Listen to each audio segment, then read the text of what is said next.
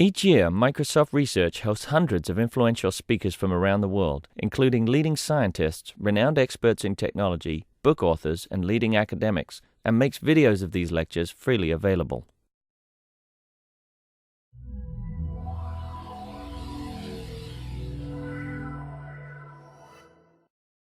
Welcome again. We are going to start the next session, and this is Google App Engine Overview. Or I think the published title was slightly different, but building applications on App Engine. Building applications on the Google app. Yeah. And the presentation is by Chris Schalk. We met in March of last year or something. Something like that. At the Googleplex. And he's going to present, I think, the principles of Google and how to build an application on Google App. Thank you. App Engine. Okay. Were you going to do the bio at all? Or okay. What's that? Yeah, so late. Oh, okay. So my name is Chris Schalk. I'm a developer advocate for Google. That job is actually kind of an interesting, fairly new job. It's a combination of essentially a software engineer, but I also do a lot of partner work and also work with the developer community. So I've been at Google for the last 3 years, helping on a number of different projects, ranging from Google Ajax APIs, Google Maps, Open Social. So I spent a lot of time on Open Social. How many people here know what Open Social is? Just a few, I guess. Okay. So basically, basically going out and building new developer communities and also helping companies get up to speed with various Google technologies. Currently, I'm working on the cloud technologies at Google, and specifically Google App Engine. And so today, what I'd like to do is, because I'm a developer at heart, I don't know if you noticed me, I was kind of cranking away on my laptop during the morning here. So I created like a little demo app just for you guys today, and it'll be something that you guys can play around with while I'm doing my presentation. So since you guys are all from all different parts of the world, I'm assuming, it sounds like it. And so I made the app basically allow you to kind of put yourself onto the map and shout out, a comment or something like that. So basically, that's a little demo app that I created today, and we can play with it. But my main goal is just to kind of show you a real hands-on approach to what Google App Engine is, what it's like to actually build with Google App Engine. So I have definitely some slides that go over concepts and go over the high-level details, but I definitely want to reserve some time over just to kind of show you how to work with the technology. Actually, a quick show of hands. How many people here are comfortable with Java programming? Okay, cool. How about Python? Python developers out here? Okay, less so. Okay. So one of the things that I'll mention for App Engine is that the two languages that we support out of the box right now is both Python and Java. My background is actually Java. So I'll probably step into a little bit more Java coding examples on some of the stuff I'll show you. So anyway, let's go ahead and get started. Oh, just for a quick bio, I went to UCLA, worked at Oracle for 12 years, doing a lot of product management, building out their IDE and server-side Java development tools. And I, as I mentioned, work as a developer advocate at Google. And I'll give you my contact info as well. Also, I published my slides on SlideShare. I didn't quite get a chance to generate a little bit.ly link, but also I just gave Juan the PDF as well for the slides. So a few high-level slides. I think this audience probably has a general, a pretty good feel. A lot of times I go out and speak to folks, and they all have kind of different takes on what cloud computing is. But one thing that I think helped me with regards to kind of get a nice feel for the entire lay of the land with regards to cloud computing is I went to a Gartner conference back in December, and they pretty much laid it out in kind of like a pyramid fashion, in the sense that you have a number of lower level services that have been, they refer to it as the infrastructure architectural services. So you got Amazon, things like that, where you're essentially working with virtual machines and so forth. And then, of course, as we go up the stack, there's this application platform as a service. So these are generally the buzzwords that a lot of the analyst folks are using these days. Now, in that case, we tend to agree that App Engine fits in this category, in the sense that you just focus on your app, on your code, and then you let the platform itself go ahead and scale up. So in that sense, you're not really so concerned about the actual machines and getting all these the hosting stuff figured out. You just work on your app and toss it away, deploy it, and it's good to go. And it will scale for you automatically. And then, of course, there's higher level services. So when you get into like Google Docs and things like that. And so this gets into the actual software as a service. So hopefully you guys generally get or tend to agree with me that I think that's a pretty good take on the overall landscape. And this is actually coming from Gartner. So I can probably fly through these fairly quickly, but as the value proposition as we're down at the bottom of the stack is generally, you got your network connectivity, you got your power, as well as you got cooling. And then, of course, if we were to swap out and say, let's bump up the notch there, the platform, in addition to all those services, we got actually application development tools as well. And then what you apply your tools to is a platform from which you can actually start building out your applications. And so in that sense, yeah, App Engine, I would say, fits in that category. The three core things that we always tell folks is, or at least these are the three goals that App Engine was created on, mainly making it very easy to build your applications. And so we find this is actually ringing true in the sense that we go out and we meet with lots of different developer communities, give them some ideas, and they just are literally able to get started in a few minutes and start building applications. Actually, quick show of hands, how many people have actually tried out Google App Engine? So a couple of people. Okay, so good. So this will be a learning experience for you guys. And actually with what you do today, I mean, you're more than welcome to just jump right into it, providing you guys are up for coding either Python or Java. But yeah, you can jump right into it and start building some cool apps. And I'll also give you some nice tutorials that you can jump into. We just created a whole new set of step-by-step tutorials for South by Southwest Interactive. Actually, we were just there a couple of weeks ago, and so we have some new tutorials that you can play around with some cool features like XMPP and things like that. But anyway, I digress. So the core things, very easy to build, whether it's Java or Python.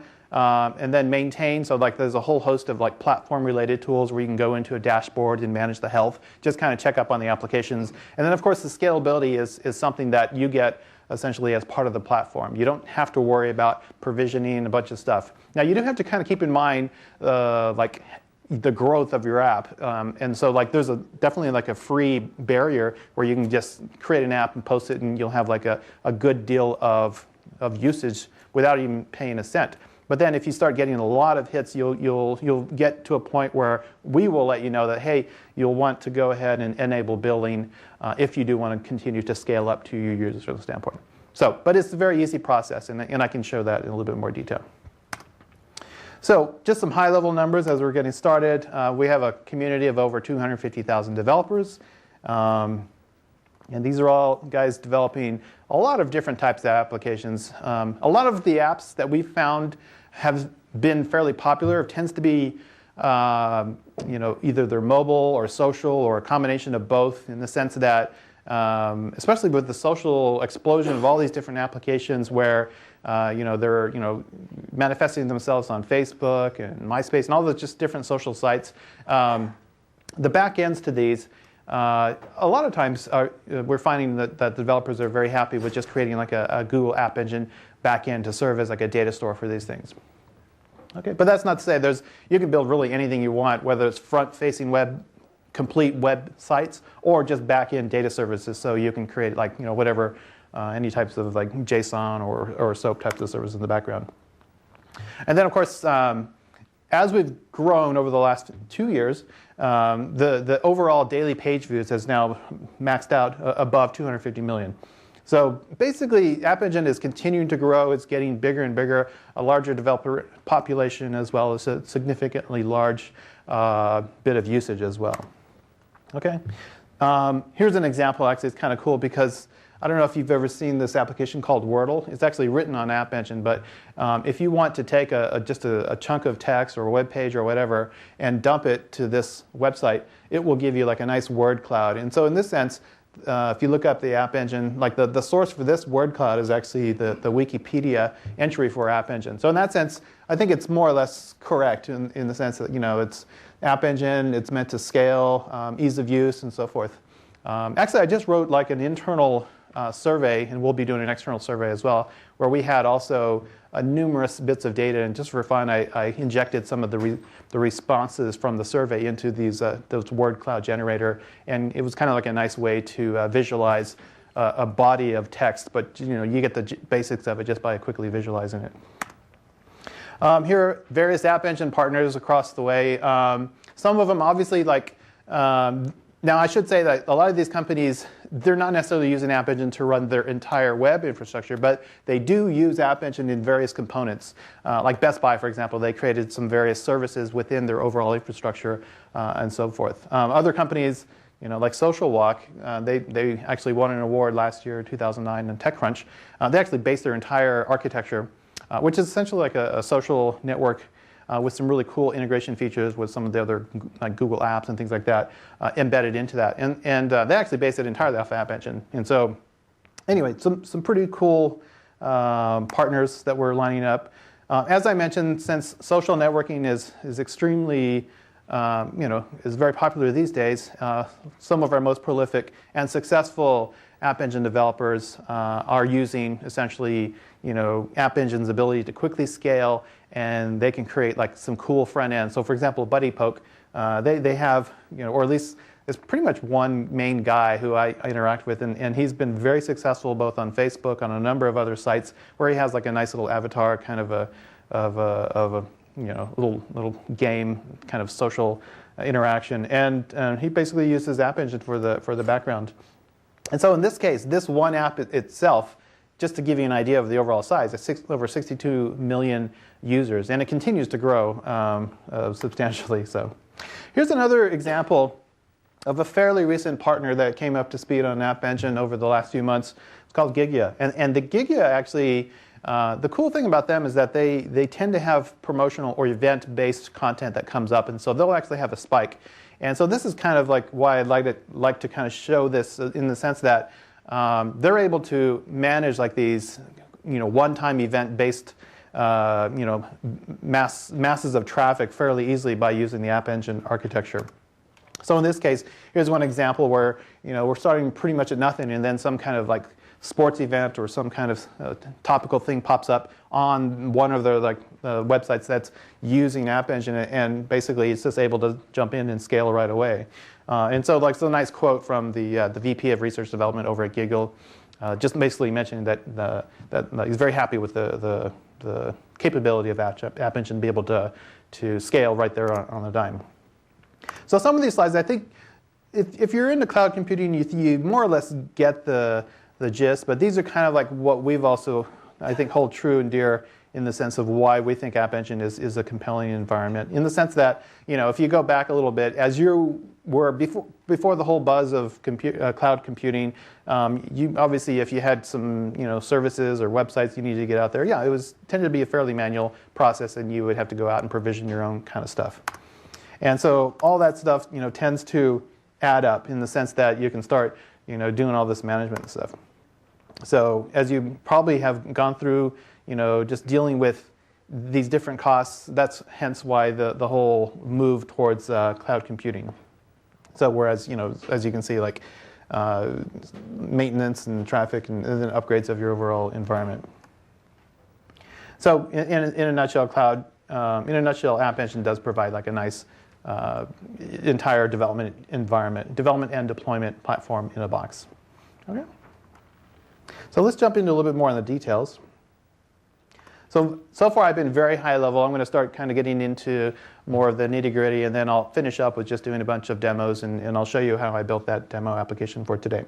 So App Engine essentially is a set of services, and the services all have their own responsibilities. I would say probably the most popular or the most important service that App Engine does provide is the data store service. Now the data store service is essentially your database within App Engine's environment. So if you, this is one thing that sometimes might be a little bit of a conceptual, you kind of have to get over the hurdle in the sense that App Engine has architecture based on Google's big table architecture. So if you're at all familiar with how Google works, Google has this technology referred to as big table, and it's basically a massive scalable database, which is what is behind the Google search service. So App Engine, the way it's architected, is it ties into that same technology. And so basically it allows you as developers, to build essentially your own website that can tap into Google's big table infrastructure. And that's how you use, basically the data store is how you interact with this big table service in that sense. So you would design your applications, you design your data classes and objects to work within the data store. And I'll get into more details on that. There's also some good things to know. First off, it's not a SQL database. So you kind of have to understand that first, it's not a SQL database, but then you can also understand why it's not necessarily SQL. There's actually I would say somewhat of a group of folks within cloud computing that are kind of moving a little bit outside of the SQL area. So I came from the SQL background since I was at Oracle for a number of years anyway, but I can also see the rationale also for going for a little bit more and this is all designed for maximum scalability, but basically kind of stepping away from fairly hierarchical and lots of different types of joined relationships where you can have a little bit more simplistic access. And so we do have some publications. There's definitely some good content out there. As of last year at Google I/O, we had a session devoted specifically how to build Google App Engine applications that can scale. Now, the other services are pretty much, I would say, complementary to building your web application. So Memcache, actually Memcache and Datastore are somewhat related. Memcache is basically Google's caching technology. So if you have some data that you don't want to take the time to do an actual write, or if you want to pull it out and just keep it in memory, Memcache is basically your solution for that. And that's available as a service as well. URL fetch, if you want to go out and fetch content out on the internet. Now, I should also say, in addition to being different from a SQL or your typical server-side LAMP stack or Java EE server-side technology, with App Engine, and this is all done for scalability again, you don't have the ability for opening up socket connections and so forth. So in that sense, you use this URL fetch capability or service within App Engine to go out and fetch content and bring it in. And the rest of the services, email, typical email service. If you want to shoot out emails, you can also take incoming emails. You can handle attachments and so forth. XMPP, this is actually pretty fun. I might be able to show you a demo, time permitting, of how to build your own XMPP server, like a chatbot, for example. That was one of the exercises that we had in our workshop over at South by Southwest. Task queues, if you want to have a number of tasks lined up in a queue, not necessarily like a cron job, but just stuff that you want to do offline processing. There is an image API for server-side image manipulation. Blob store, this is actually somewhat new, but this is kind of just like a regular blob storage capability as well that's added onto App Engine. And then finally, there's a user service that taps into Google's user service, and then there's also ways that you can tap it into OpenID, OAuth, other ways of basically authentication into App Engine. Okay. I'll grab my water here. Any questions so far? Just high-level stuff? And of course, I'll take questions at the end. And then I have to jump in a taxi to head back to the airport. So I've got to make sure I have enough time. So the two main languages, obviously, are Python and Java.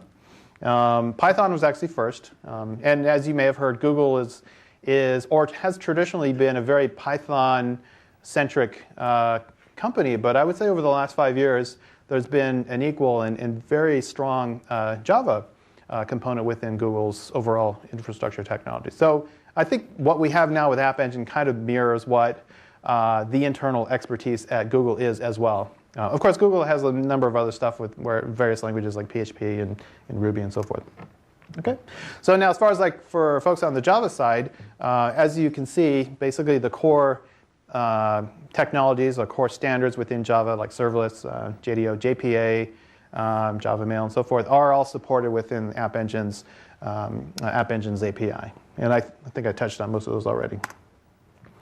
And likewise, because of Java, because of the fact that you have a JVM, you actually can run in other languages. So if you for example, if you wanted to program in Python, but you want to take advantage of the various services that you get from the Java side, you could actually just use Jython, which is kind of interesting. At first I thought it was kind of weird why anyone would want to do it, but then a good friend of mine who I work with at Google, Wesley Chun, he's definitely a Python advocate. He's written various books on Python, and he's like, oh no, it's perfectly reasonable to program on Python on top of a JVM just to access the services. And so, okay. So anyway, just to kind of touch on some of the main points. As I mentioned before, it's always free to get started. So really anyone today can just go out and start building and creating prototypes and literally deploy them to the cloud. And you can get a lot of bang for actually no bucks just by starting out and playing with the technology. It's up until only when you get like a substantially large audience that at that point you can choose if you want to enable billing, and then you can manage your billing, so forth. Okay. So I won't go through every bullet list, but you can get the idea of how things are broken down, and then you can go to the dashboard of your app to see how you're doing on Quota and so forth. All right. Speaking of the dashboard, or the overall platform management, that is.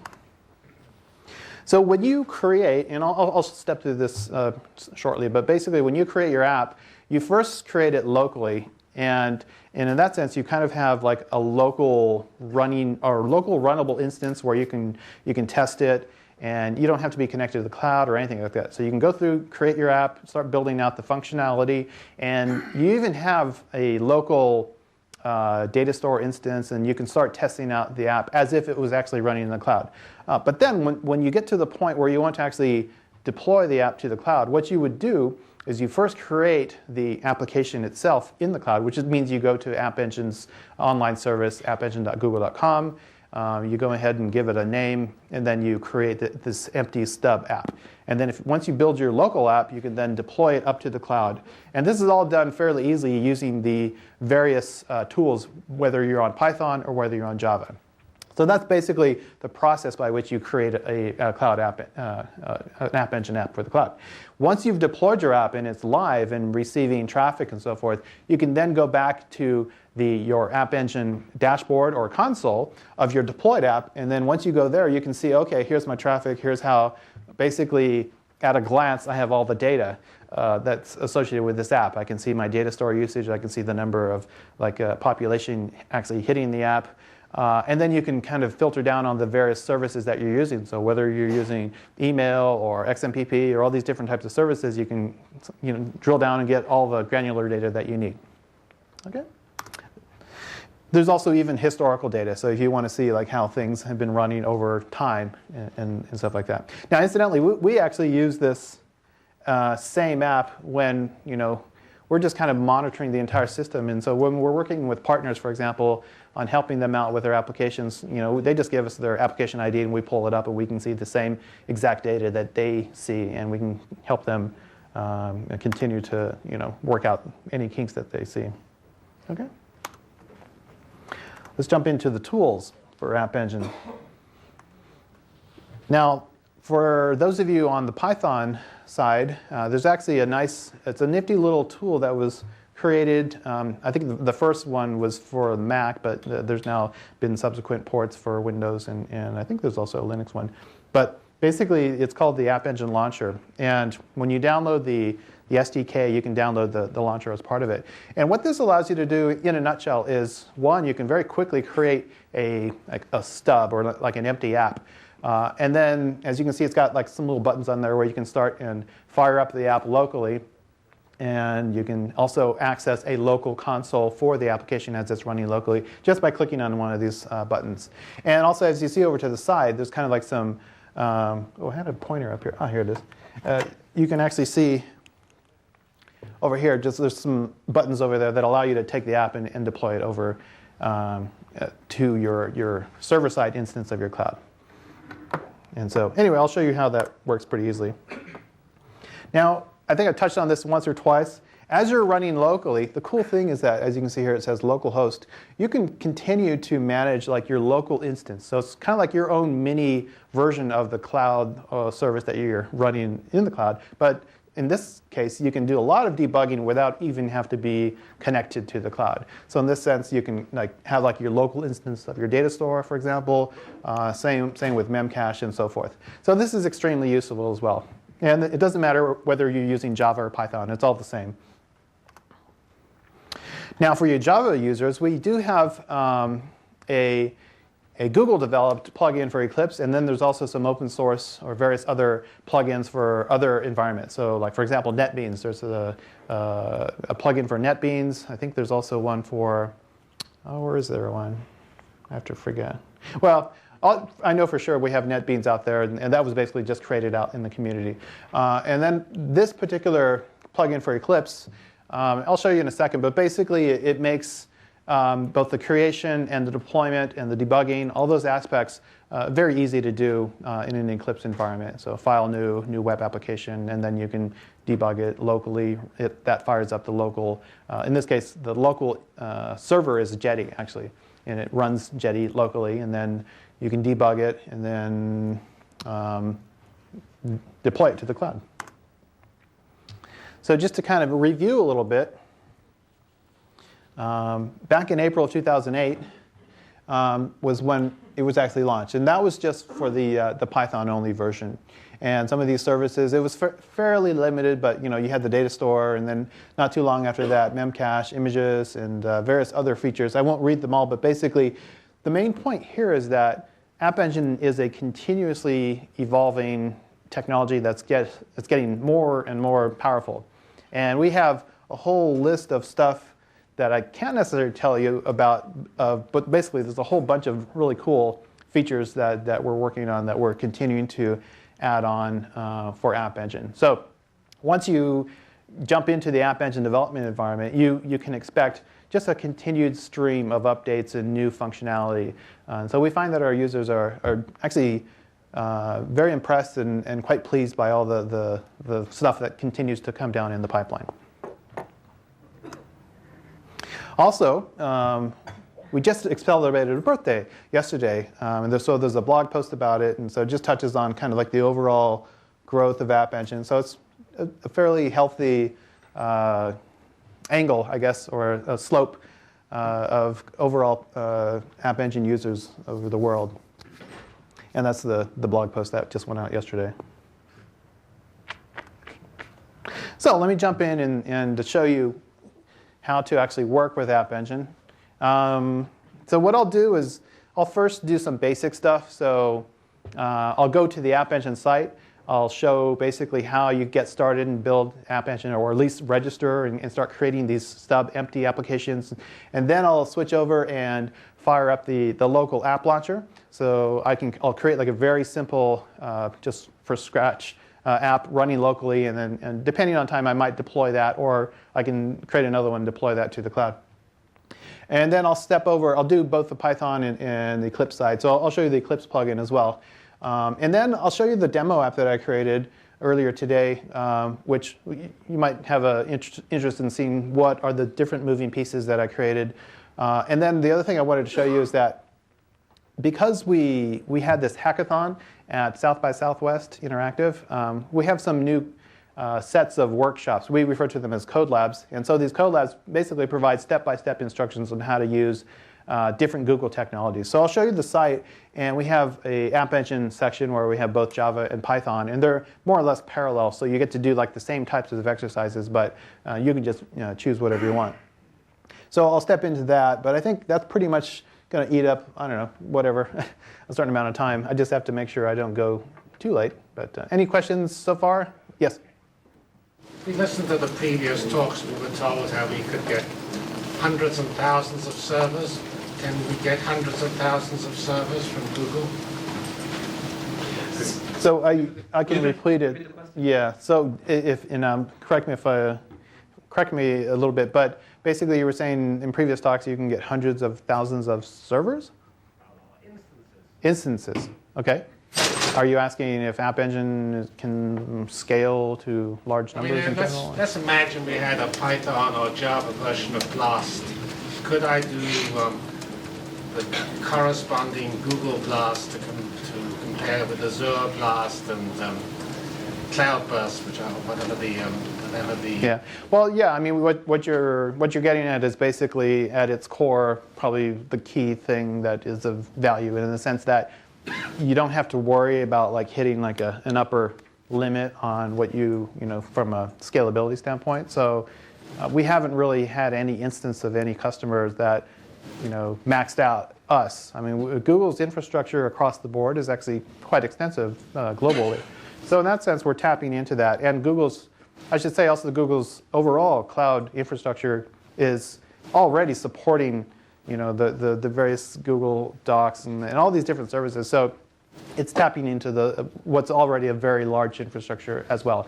From App Engine specifically, yeah, we haven't had any problems with any particular customers. Google is our biggest customer, or vice versa. Basically, Google's running it already. Anyway, let me jump in and show you how to work with App Engine. So first of all, let's just, that's where I uploaded my slides.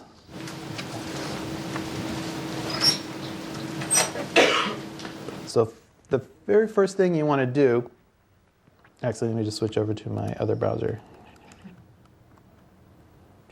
That was a sneak peek.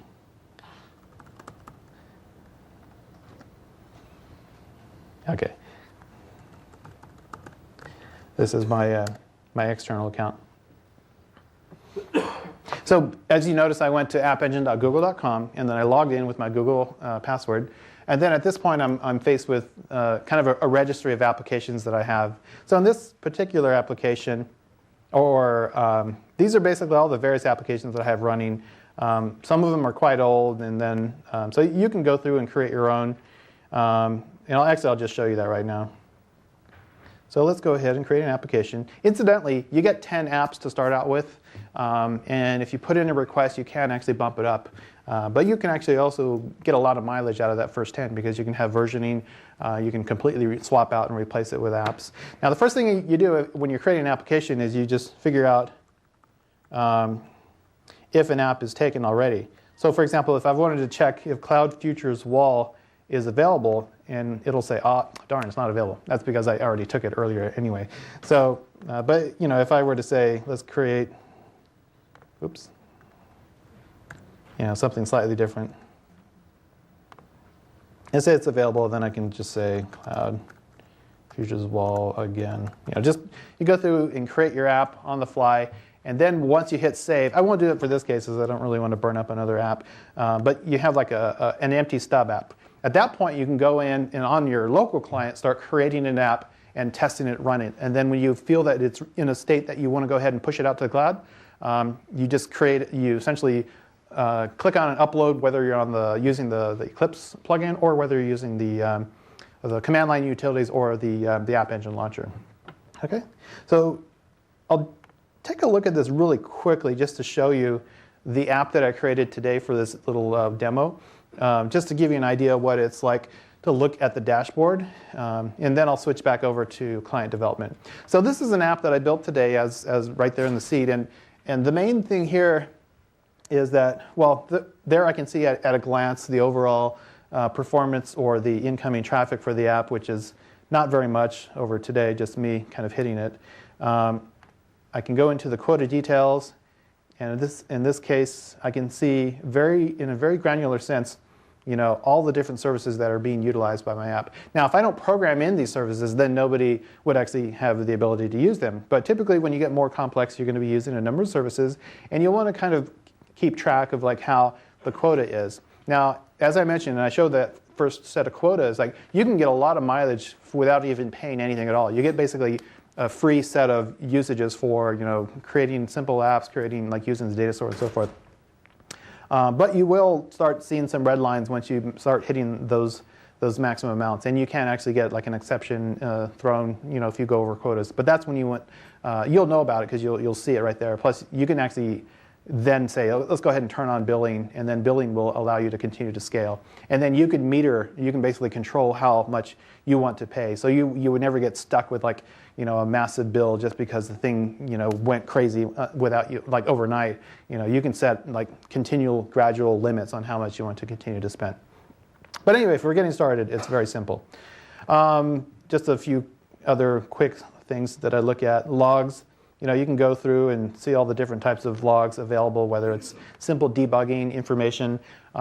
That's actually a fairly useful tool. Like you can put in logging information with your app, whether it's Python or Java, and just go through and see how the app is running on the cloud. Cron jobs, just like your typical cron that you're already used to. And I haven't enabled some of these because my app is fairly simple. But as I mentioned before, you have these various services, and you can go through and basically see what the data is, or see what the state of the server is.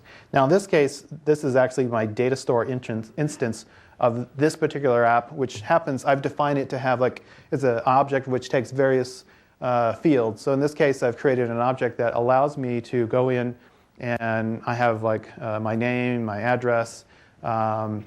And then I have some geographical data that I show it. And when I show you the app, you'll understand what it means. But basically, this is a typical data store object that you define, whether it's on the Java side, where you just go through create your typical POJO, which has your various fields. Or if you're on the Python side, you can quickly create a data store object and define its fields in a similar fashion. And what that translates into is this data store object, in which you can then go through and manage and so forth. Okay?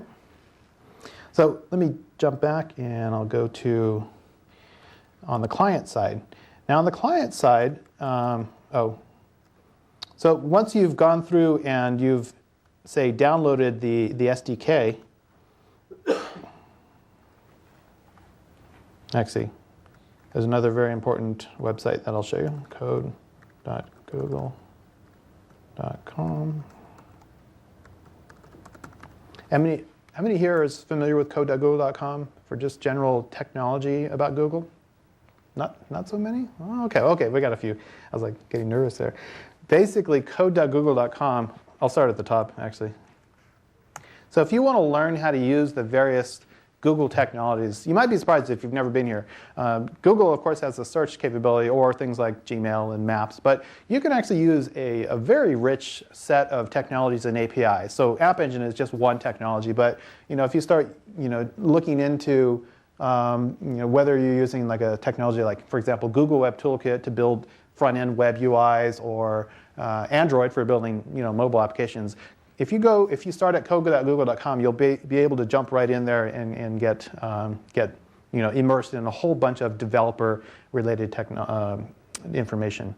Now, if I click on the App Engine link there, that basically takes me to code.google.com/App Engine, and that's where you can start in understanding how to work with App Engine. You can sign up and essentially turn on your App Engine account. So if you already have a Google account, this will allow you to turn on, and then you'll have your App Engine account all turned on and ready to start building apps. And then here is when you want to download the SDK. So this is what you need in order to have your client environment set up. Whether you're on Windows, Mac, or Linux, you can decide what you want. And then, of course, you have to decide whether you want the Python SDK or the Java SDK. Of course, if you have the Java SDK, you will need a JDK and so forth. And so there's information that explains how to do that. And there's really no problem with even taking both SDKs, whether it's Python or Java, which I happen to have right here. Okay? So let me just show you fairly quickly. Once you install the Python SDK, and I'll just use Python as the starter, the Python SDK comes basically with a set of command line utilities, and you can just use those, like apt config, or all these are simple command line utilities that you can type in and upload, run locally, and so forth. You can even configure them to run with Ant script. So if you have something that your own kind of methodology for using, building your apps, you can totally use that. Now the App Engine Launcher is just a convenience tool. So if I want to say, actually I'll go ahead and turn that one off, and I'll create a brand new app just by clicking on the plus sign. So hello. So what this is going to do is going to create a, yeah, I guess that's good enough. Or let's see. Cloud Futures. That should create my app in that subdirectory. Python App Engine, boom. And it's also going to run on port 8092. So now that it's created it, I can click on the little green button there, and that fires up a local instance. Oh, did I do something wrong? Yeah. Let me just create a new one. I'll accept the defaults. Hey, you.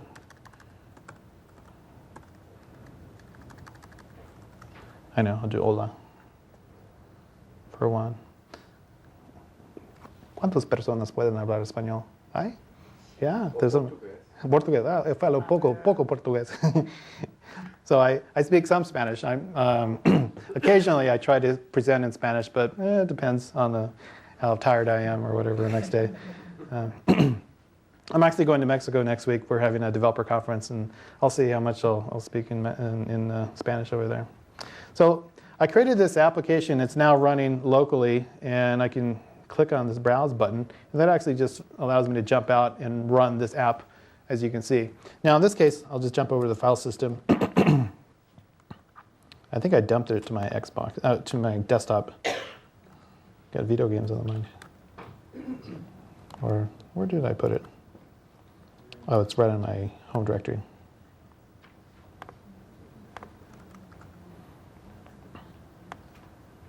There it is. So this is what you get out of the box if you click on the little plus button. So, if you're just getting started, in this case, there's a application YAML, yet another markup language, and a simple single Python script. Let me just fire that up. That essentially does a hello world response to a HTTP GET request. At this point, you can go through and follow through tutorials that explain how to go and build methods to handle both POST, GET, also web templating. If you want to use Django, if people are familiar with that, you can use that, or you can use kind of like a simple web templating. So you can start creating HTML and then start putting in tags which represent actual data. So that's where I have my app there. I can show you a few other things just to kind of give you an idea. Oh, if I click on this button, that actually launches a dashboard, but only for my local instance. And this is what I refer to as like the local development console. So in this case, since I haven't really created any services, I'm not really doing anything. But if I were to go through and create a data store, I would start seeing my local instance of my objects there. When I show the demo app in a second, I'll show you actual data that's in there that I've been playing around with as I was testing it. Okay. And then when I want to go and deploy my app, I can go through and just click on this button here. And then that basically allows me to log into my Google App Engine account and send my app on its way. And then once it's deployed, I can jump out to the actual server-side instance. In this case, I don't have a server-side instance for this particular app because I haven't created one. Okay, so that's the basics of using the App Engine launcher. I think I have, this one's actually kind of funny. I created a language app which basically translates English to a language called Halakha. How many people here are familiar with Halakha? None of them.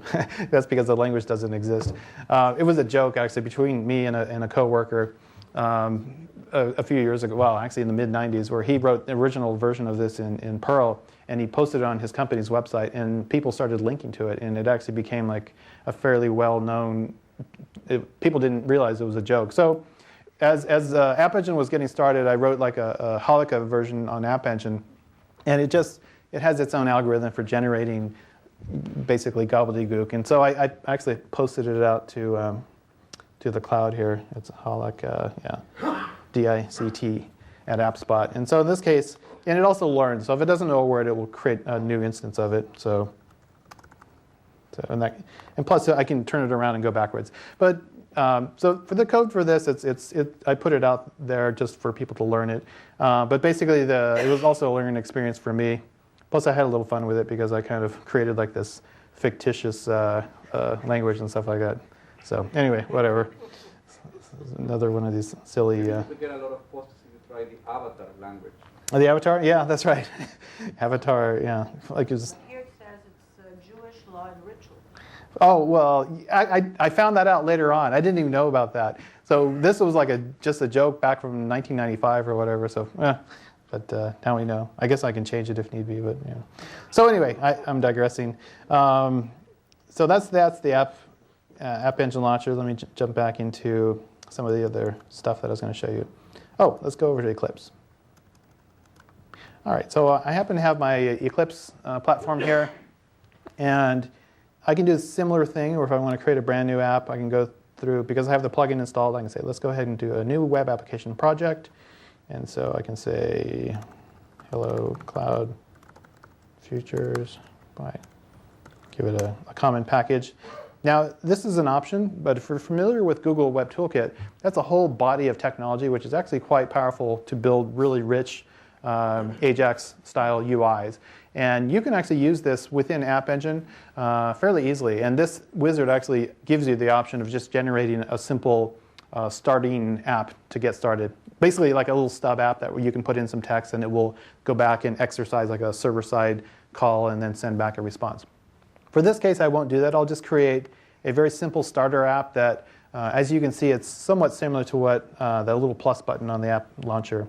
And I'll be using, you can specify what SDK. 1.3.2 is the latest, but you know, whatever. It's actually quite easy to upgrade the SDKs.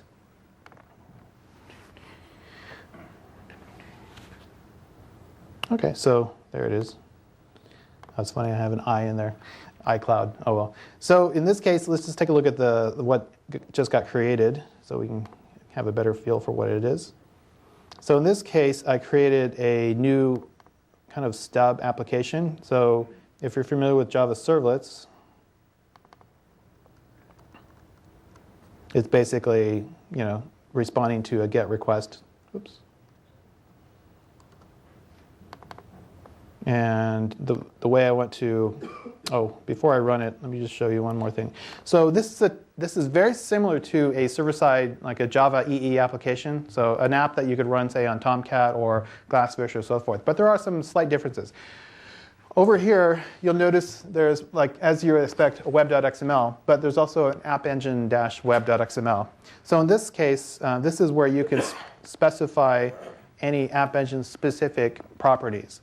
And then as you start to use other services, like, for example, the task queues or cron and so forth, you do typically start adding a few more config files. But yeah, so that's, in its simplest form, what you get when you create like an empty App Engine for Java app, that is. Okay. Now, one thing that right off the bat there is like there's this field within your App Engine web.xml, which allows you to specify the name of the application. So if I say Cloud Futures Wall right there, that will mean if I deploy that app, that will actually deploy out to my registered Cloud Futures Wall app that is now on live on the internet. Okay, but if I'm just running locally, I don't have to define anything at the moment since it doesn't really matter. Okay, so let's go ahead and step through how to run it. So I'll click on Run as Web Application. So now, as you can see, it's running on localhost 8080. So I'll click on localhost 8080, and then that's that's not the server, that's my browser, because it was cached. It has this mistake there we go. So here's basically the kind of a generated index page, which has a link to any registered servlets. And there's my hello world server responding in kind. Okay, so pretty straightforward. I can do the same thing if I wanted to actually insert a breakpoint into the code.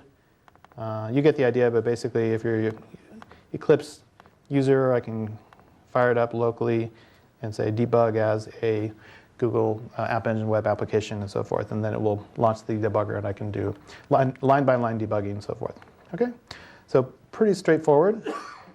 Let me jump in and start showing you something more interesting. At this point, what I'll do is I want to show you a set of tutorials that we created. So it's bit.ly/G Code Labs. And I think I put it in the presentation, but if not, you can always make a note of it. But basically, G Code Labs. And that's a bit of the exercises that were created for this hackathon a couple weeks ago. And so this was actually a joint project by all the different developers well, we had multiple products being showcased, and people who came to the hackathon were encouraged to build apps that were essentially mashups of the various different technologies. And we actually gave out prizes. One of our, or actually 5 of the folks who came up actually built some really cool apps that integrated Android with App Engine in the background, or they used some cool maps features and so forth.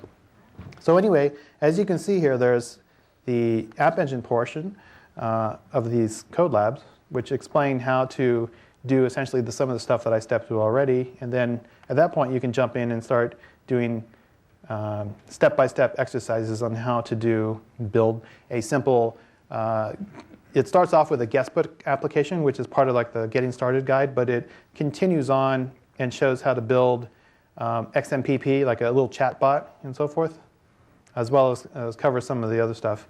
And I actually wrote the Java version, and then my coworker wrote the Python. But basically, it does the same thing. So if you follow along this guide, you can essentially do what I did as well when I was showing how to build it. And here's like a running instance of this application, and I can just fire it up just so you get a basic idea. So this is like the finished version of this guestbook app. Actually, it may or may not be finished. Let's go ahead and take a look.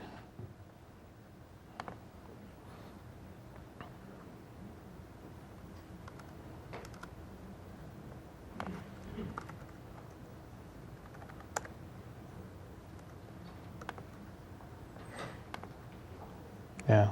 So the cool thing about this is that, so this one doesn't have the finished version. But basically, when you get started, you start using the user service.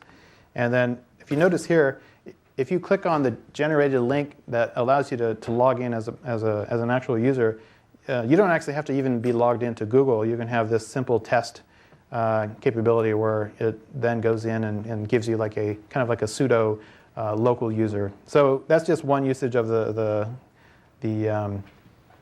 user service. So, but basically, if you follow through that code lab that I showed you here, which explains how to build like this guest application, you can build an app that allows people to essentially submit comments onto a wall. So that was kind of the inspiration for this demo app that I created for this particular talk. So what I did was I took that same app, and because folks were from all around the world, I figured it might be kind of fun to create a demo app that allows people to write a comment on a wall, but then also kind of show geographically where they are, where they're coming from for this conference. So let me just jump out and show you that app, and then I'll show you how I built it. So first of all, the app that I created is this one here, cloudfutureswall.appspot.com. So if you actually go there, you can do what I'm doing right here on the fly. And we might have actually had some people sign up if anyone were paying attention. But so we just had me. So this is an app that I created mainly just to kind of showcase like an extension of that wall app. And the way you do it is like you can say, should I enter you one? Or I'll just enter in my old dog. Well, I don't have an icon for a dog, so I'll just make up someone. All right, Sammy. And let's say this person lives in Amphitheater Parkway. I don't know why I choose like the hardest thing. Let's go for London, England. There we go. I'll hit tab. So what this is doing, I have a little bit of JavaScript that uses the Google Maps API that geolocated based on what I typed in. And then since I'm a guy, I will switch my icon over. Or maybe I'll go for that guy. I don't know. And so this is just a little bit of like Google Maps JavaScript fun that I just kind of tossed into this app. So I've defined basically where I'm coming from for this app. And then I can say, hello there. And so I'll hit add to the map. And then what that's doing back on the server, I have to do a reset. Oh, cool, we got some folks signing up. So when you click on the reset map, it actually starts showing you the different folks who signed up. So in this case, it says, Sammy says hello there. And I also put in a little bit of, because the Maps API is all these cool things where you can calculate distance, and I put the distance to Redmond, Washington. So anyway, just for fun, let's take a look at Rod Senra. So Rod Senra, there you go. So you traveled 6,736 miles to come here. Cool. So anyway, and also there's a list view. So if you go down to the bottom, it's kind of hard to see, but just scroll down. You can kind of see basically like a list view of the different comments in. So this is, what's that? There's lots of new people there. Yeah, looks like people are hitting the website. So anyway, don't say any bad words, otherwise I'll have to kill the app. But anyway, you get the idea. I also made sure to escape the HTML, but I slapped some code in very quickly, so you could theoretically break it. So just keep that in mind. So let me show you how I built it, just so you get an idea. Obviously, it's somewhat of a frivolous application, but you can kind of get a flavor for how you can use App Engine to create a nice front end, but then you can also use it to build, say, like a back-end data store for geographical data in this case. Okay, so what I did, and I'll even step over here. So if I can find it, oh, there it is, Cloud Futures. So I went ahead and started off this application just using the file new web application, and I started off with like a real simple hello world servlet, and that was basically it. But then I started building out the functionality. I figured, okay, I want to have like a front end page here. Oops, a front end page here that allows me to present a form, and I want a Google map on it. So in this case, I won't get into the details of the map, but I just had like a JavaScript file that goes and renders a map how I want it, and then just takes care of the visualization part. But the main job of this JSP page is just to render the form. And because the Maps API allows me to geolocate and quietly figure out the latitude and longitude and then stick those into my form as hidden fields, that's basically kind of the little bit of trickery behind it.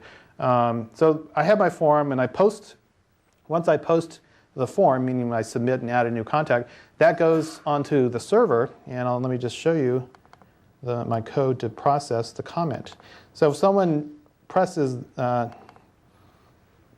button to actually add themselves into the registry, this is my doPost method, which if you're familiar with server-side Java programming, it's fairly straightforward, but in a nutshell, any web developer can understand that you're grabbing some parameters from a form and you're doing something with it. In this case, this is the bit of the code that allows me to interact with the data store service, and it's just like creating a new Java object, setting some of the fields, which are basically passing from the form, and I hit a method called make persistent, and then I close my connection to the data store. So at that point, I've created my data store instance, and I have my data.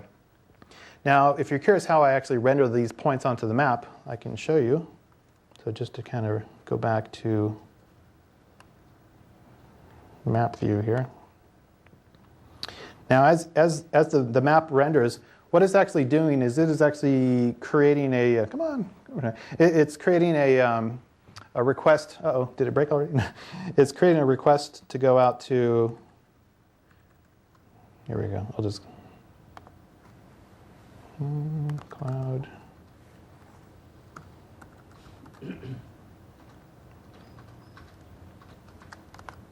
Sorry.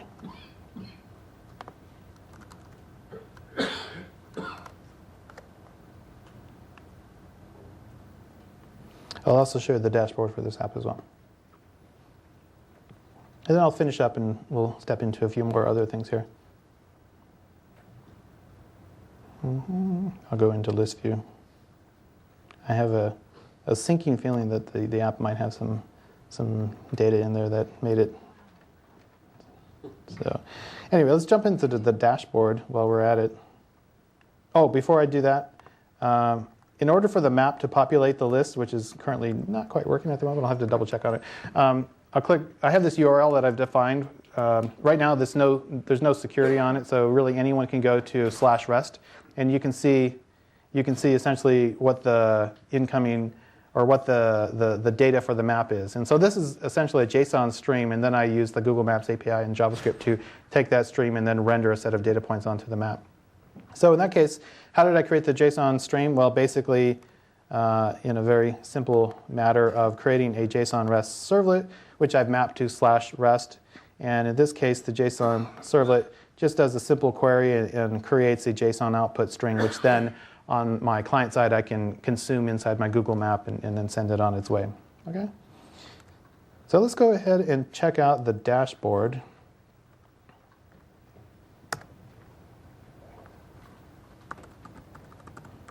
For this particular app. So this is like the server-side instance. So there it is at the top. And since we have data in there, I can click Data Store Viewer. Oh, see that last spike? So now I can see, all the people that are signing in, and I see lots of weird characters here. You guys are testing my app, aren't you? You're gonna break it. Oh well. Actually, the data looks okay, but whatever. So anyway, that's basically the app itself. I'm looking at the high-level aspects of it on the server, and there's the little spike as you guys are now hitting it. Anything else? Let me see if there's any logs that are decent. Well, nothing really. But anyway, so that's the basics of that app, just to kind of give you a feel for how it works.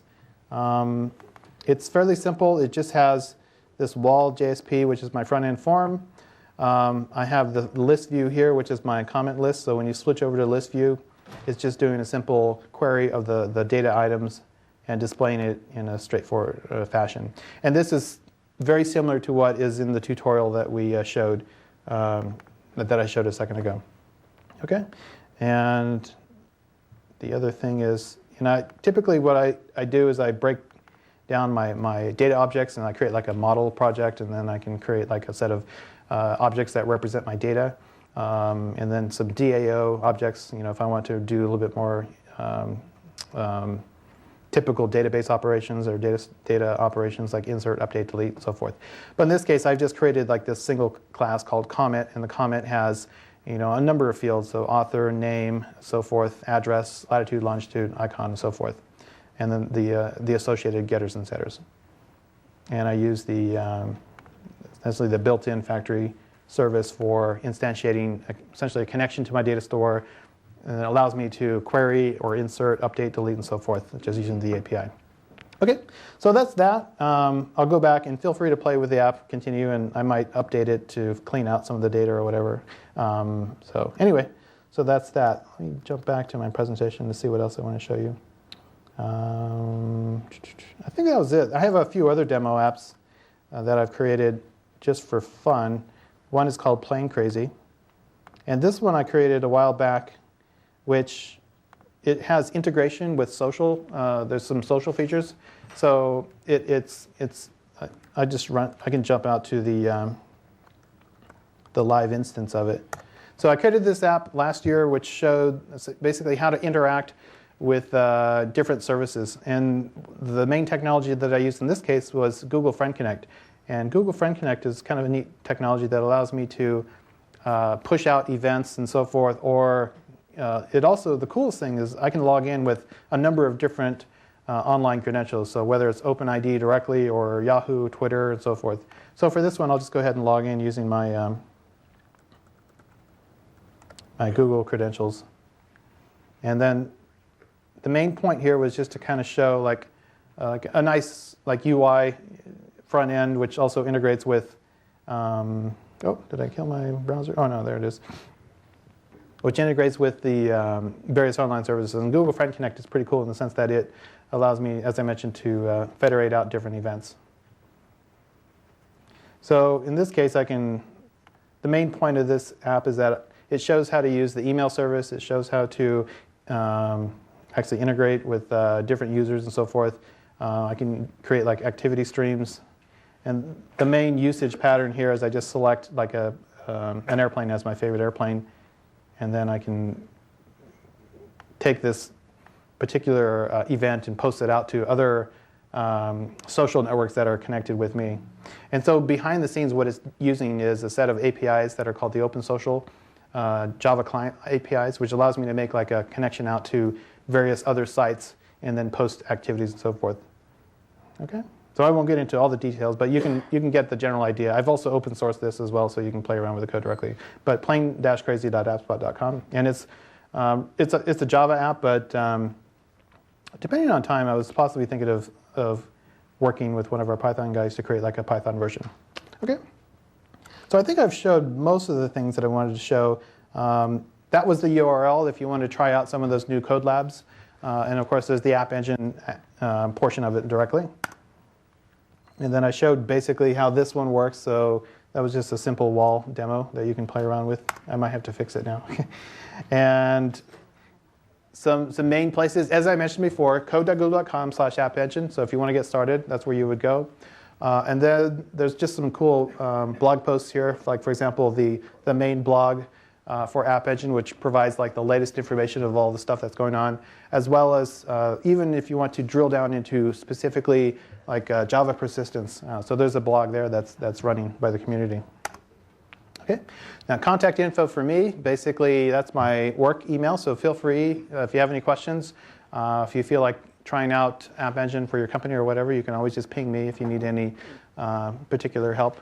My Twitter address is there. I don't tweet that often, but I usually, if I'm going out and speaking, I will go ahead and just tweet some of the information.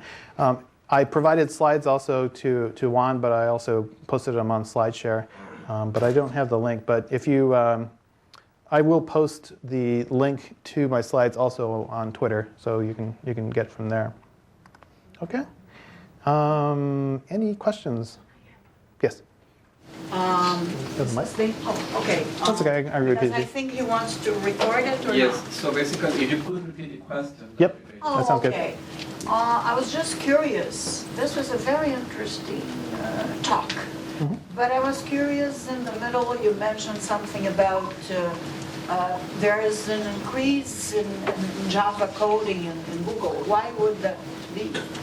You were hiring more Java coders? Well, or? Google in general is growing, and it's just, I don't know, I think the sign of the times where it's reflecting maybe the general population of developers out there, and Java is actually significantly popular programming language, but there's no real like major like intent one way or another. It's just kind of one of the signs of the times. And Google to some degree is somewhat organic in the sense that there's a lot of different projects going on, and each project lead has their own preferences. But I would just say from an empirical standpoint, Java tends to be a little bit getting larger and larger. But yeah, I don't think one language will completely dominate. I think it's going to be a mixture of stuff. Any other questions about App Engine? So yeah.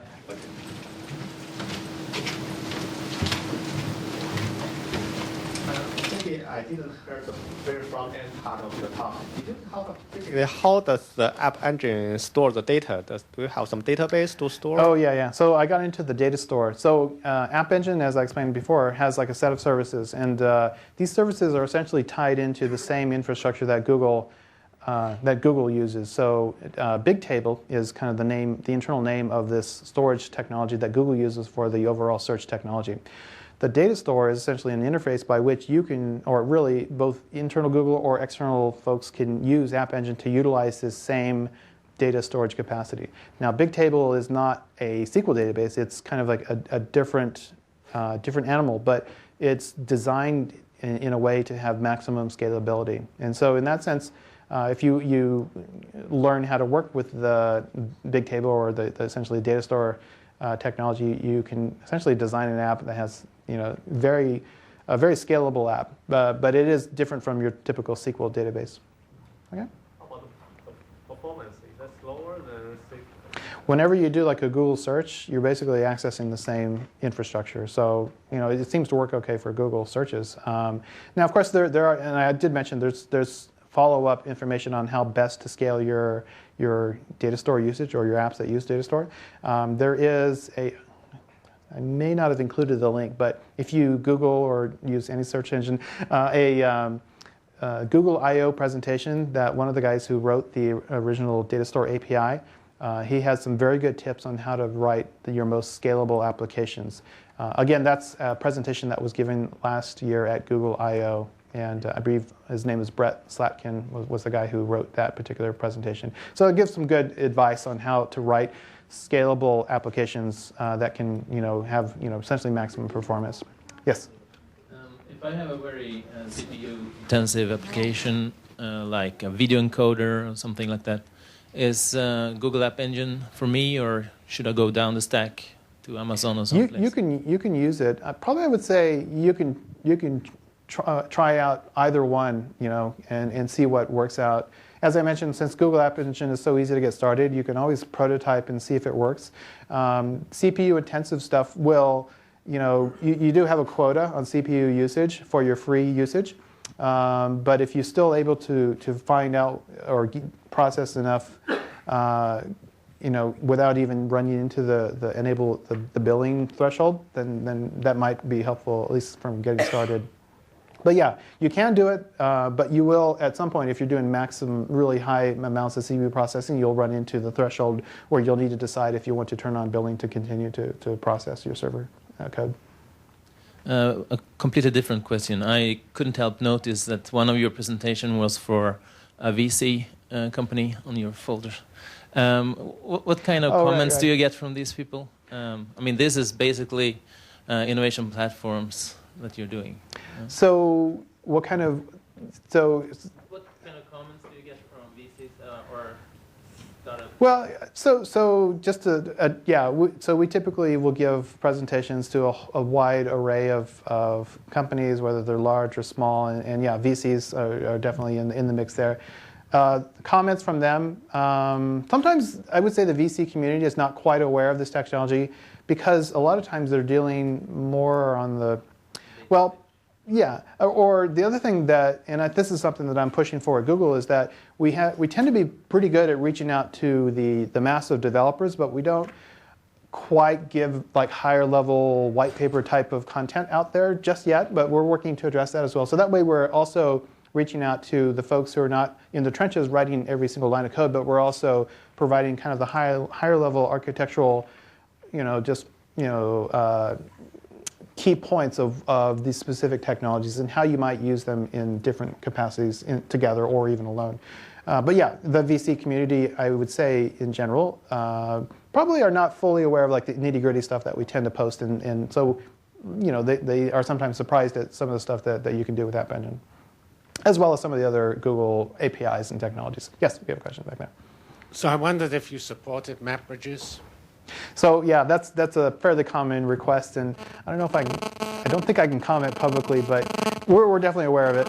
Yeah, we're definitely aware of it. So yeah, like I said, we got a whole pipeline of stuff that we're working on, things like that. Maybe I should ask, when are you going to support map bridges? We'll see. Hi. When you mentioned the infrastructure, you mentioned there's support for images, memcached, several other services, but I missed video, audio, and streaming data. That can be handled by blob storage. So there's a blob store, and that was a service that got turned on not too long ago. But yeah, you can handle really any kind of like media types using that particular service there. So yeah. Hi, two questions actually, if you mind. So one is, what is the kind of integration with the Android platform? I mean, if you wanted something to seamlessly migrate between the two, and the second one would be, what if you wanted to have some interaction with like some third-party server or service? Sure. How do you do that? Okay, so those are two very typical questions or two typical usage patterns that we notice. The first one with Android, or in general any mobile platform. Is there a specific linkage between App Engine and Android? Not really. I mean, it doesn't really matter in the sense that you could create, say, a backend server for a mobile app that's running Android, and it would just be interfacing via simple like URL fetches or just simple HTTP gets and so forth. And that same App Engine backend could also serve as a backend for a mobile app that's running on iPhone or really any kind of other front-end technology. Now the second question. Now what was the second question again? With the third parties. That's also fairly common. And one of the things that we even mentioned is that if you're already using say S3 or various other types of services out there, we don't really have any qualms about mixing and matching and just trying out what works. So if you already have existing cloud services, fully engaged in doing stuff, there's really no issue from Google's standpoint whether you want to kind of mix and match or have kind of like a heterogeneous architecture that does utilize that. And actually, a good number of our customers, partners, do have a fairly diverse overall architectural platform that tends to use a combination of these things. But are there tools in the actual app engine to do that? Let's say to make a call to a completely remote service. And Well, wait for like a return? URL fetch would be like a pretty typical service that you would use for that kind of interaction. Yeah. I did mention like straight like JDBC type or like socket type communication is not there today in App Engine. Mainly that's a design consideration for scalability. But yeah, just so you're also aware of that. But. Okay, so I guess I'll ask another question. You are a little out of sync with Danjo in the Python version. How fast could you put the most recent versions of Danjo for the Python version? Right. So, like your... Well, we can use your mic. Unless my battery went on. Oh, okay. So not. As you can tell, I'm a little bit more on the Java side, but I like Python just as well. I just haven't gone through the process of flipping the Django templating support. But there is a URL. I think there's an online tutorial. I think Guido, Guido, the creator. Oh, that particular one is out of sync? Okay. Well, that's good to know. I'll mention it to him next time I see it. Also, yeah, okay. How old is it? Okay. I'll definitely let our guys know about see what the latest is on that, on updating that. Cool. So anyway, is that it? Any other questions? Cool. Well, thanks a lot for being a nice audience.